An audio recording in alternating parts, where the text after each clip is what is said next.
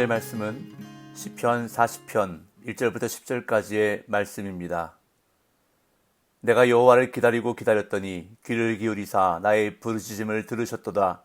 나를 기가 막힐 웅덩이와 수렁에서 끌어올리시고 내 발을 반석 위에 두사 내 걸음을 견고하게 하셨도다. 새 노래 곧 우리 하나님께 올릴 찬송을 내 입에 두셨으니 많은 사람이 보고 두려워하여 여호와를 의지하리로다. 여호와를 의지하고 교만한 자와 거짓에 치우치는 자를 돌아보지 아니하는 자는 복이 있도다. 여호와 나의 하나님이여, 주께서 행하신 기적이 많고 우리를 향하신 주의 생각도 많아 누구도 주와 견줄 수가 없나이다.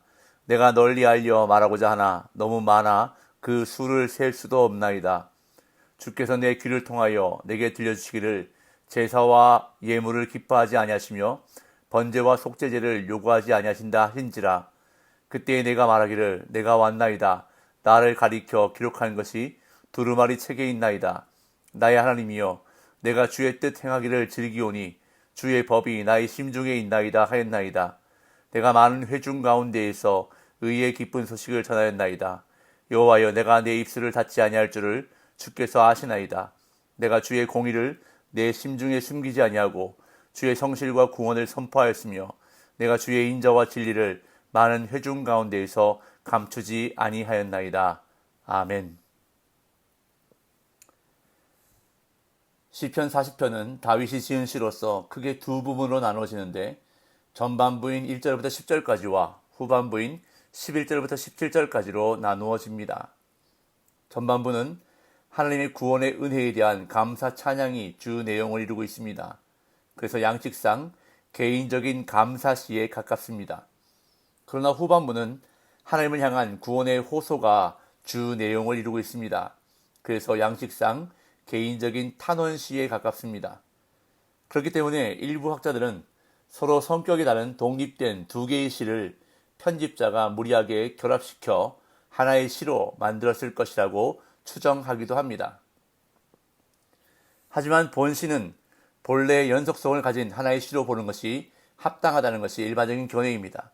즉, 이 시의 전반부는 현재의 구원의 은혜에 대한 감사 찬양이 아니라 현재 어떤 위기 상황을 맞은 시인이 과거에 하나님이 주셨던 구원의 은혜를 회상하며 드리는 감사 찬양이고, 후반부는 과거에 그러한 하나님의 구원의 은혜를 회상하며 자신의 죄로 인해 찾아온 현재 당면한 위기에서 다시 구원하여 주실 것을 호소하는 내용이라는 것입니다.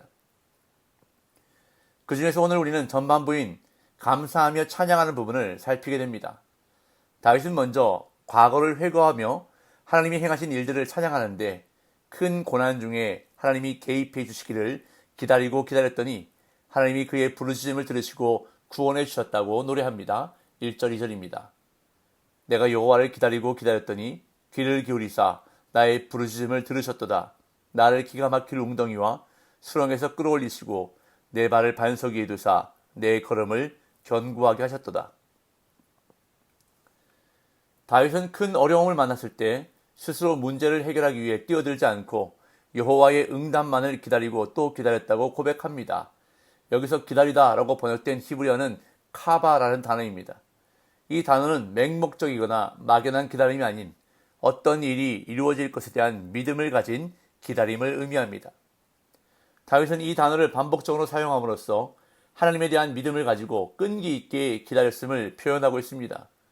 이는 다윗이 간절한 마음을 가지고서 응답하실 하나님을 신뢰하는 믿음의 사람이었음을 보여줍니다. 이 하나님은 다윗의 부르짖음에 귀를 기울이사 응답하셨다고 노래합니다. 여기서 기울이다 라고 번역된 단어의 뜻은 손을 내뻗다, 몸을 굽히다 라는 의미로 몸을 굽혀 다윗의 기도를 집중해서 들으시는 하나님의 모습을 상상하게 합니다. 다윗이 오랜 기다림의 시간을 보내자 하나님은 친히 행하심으로 응답하셨는데 기가 막힐 웅덩이와 수렁에서 끌어올려 주셨습니다.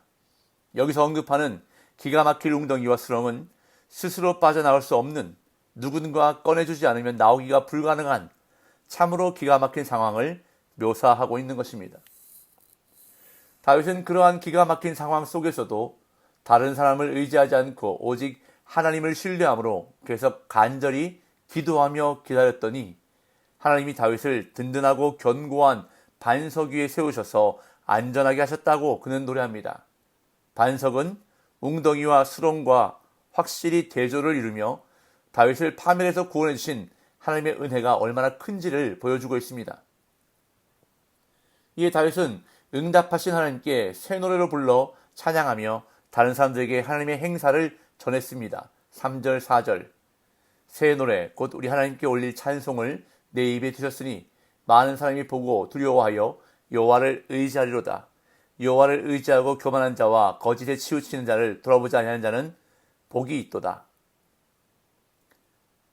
다윗은 하나님이 자신의 입에 새 노래를 두셨다고 찬양합니다.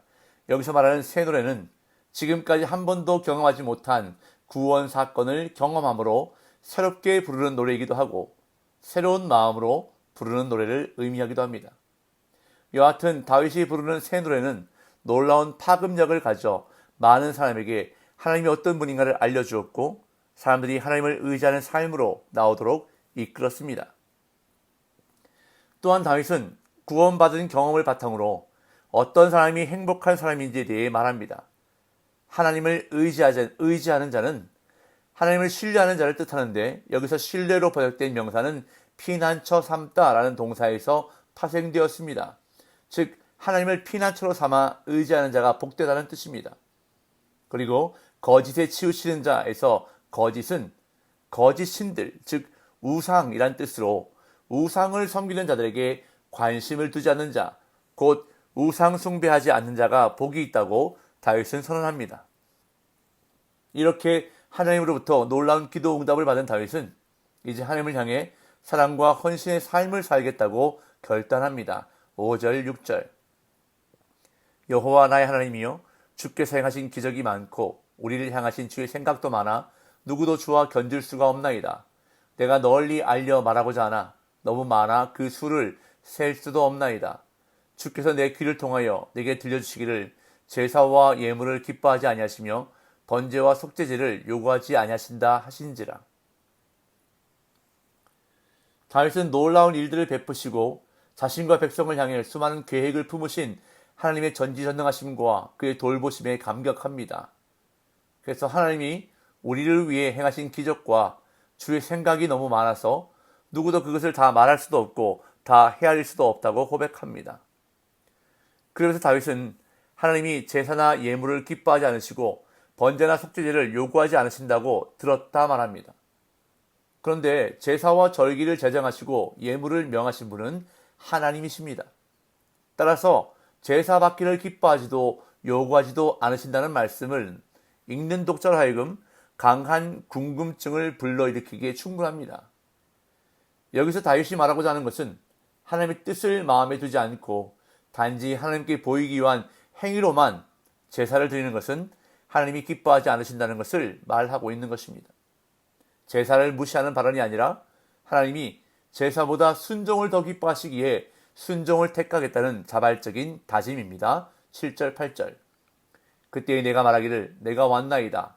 나를 가리켜 기록한 것이 두루마리 책에 있나이다. 나의 하나님이여 내가 주의 뜻 행하기를 즐기오니 주의 법이 나의 심중에 있나이다 하였나이다. 다윗은 하나님이 말씀하신 그때에 내가 왔나이다 라고 즉시 대답합니다. 마치 종이 주인을 대하는 듯한 반응입니다. 다윗은 하나님께 즉각적으로 순종하는 자세를 보여주고 있습니다. 나를 가리켜 기록한 것이 두루마리 책에 있나이다 라는 구절은 다윗이 하나님의 말씀대로 살겠다고 결단하는 내용입니다. 그러면서 자신은 하나님의 뜻에 순종하기를 기뻐한다고 고백합니다. 다윗은 하나님의 율법의 말씀을 마음 중심에 두고 그 말씀에 순종해서 하나님의 뜻대로 사는 것을 기뻐했습니다. 이제 다윗은 하나님을 많은 회중 앞에서 선포한다고 말합니다. 9절 10절 내가 많은 회중 가운데에서 의의 기쁜 소식을 전하였나이다. 여호와여 내가 내 입술을 닫지 아니할 줄을 주께서 아시나이다. 내가 주의 공의를 내 심중에 숨기지 아니하고 주의 성실과 구원을 선포하였으며 내가 주의 인자와 진리를 많은 회중 가운데에서 감추지 아니하였나이다. 다윗은 하나님과 하나님에 대한 의의 기쁜 소식을 전하기 위해 자신의 입술을 닫지 않을 것이라고 선언합니다. 그러면서 자신의 그런 각오와 결심이 얼마나 굳고 진실한지 하나님도 아신다고 확증하여 말합니다. 또한 다윗은 하나님의 의뿐만 아니라 공의와 성실과 구원, 그리고 인자와 진리도 빼놓지 않고 감추지 않고 널리 선포할 것이라고 말합니다.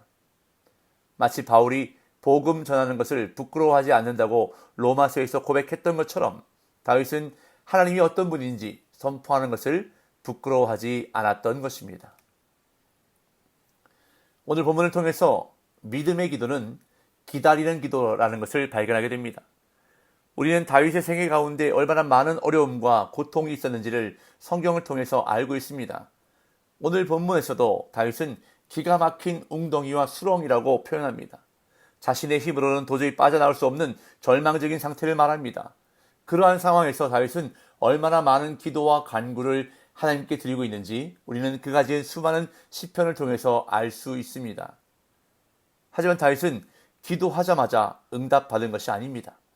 다윗은 여호와를 기다리고 기다렸다고 표현합니다. 그만큼 오랫동안 기다렸다는 것입니다. 그러나 다윗은 하나님을 향한 믿음을 잃지 않습니다. 하나님께서 반드시 기도에 응답해 주실 것이라는 믿음, 또한 아무리 기가 막힐 웅덩이와 수렁이지만 하나님께서 반드시 끌어올려 주실 것이라는 믿음을 가지고 인내하며 기다렸다는 것입니다. 오늘 저와 여러분들에게도 이러한 믿음의 기도, 기다리는 기도가 있기를 간절히 소망합니다. 하나님을 신뢰하고 기다리는 사람의 기도는 반드시 응답됩니다. 오늘도 그 하나님을 기대하고 기도하며 기다릴 때에 다윗에게 주셨던 놀라운 은혜가 저와 여러분들 삶에 있으시기를 예수님의 이름으로 축복합니다.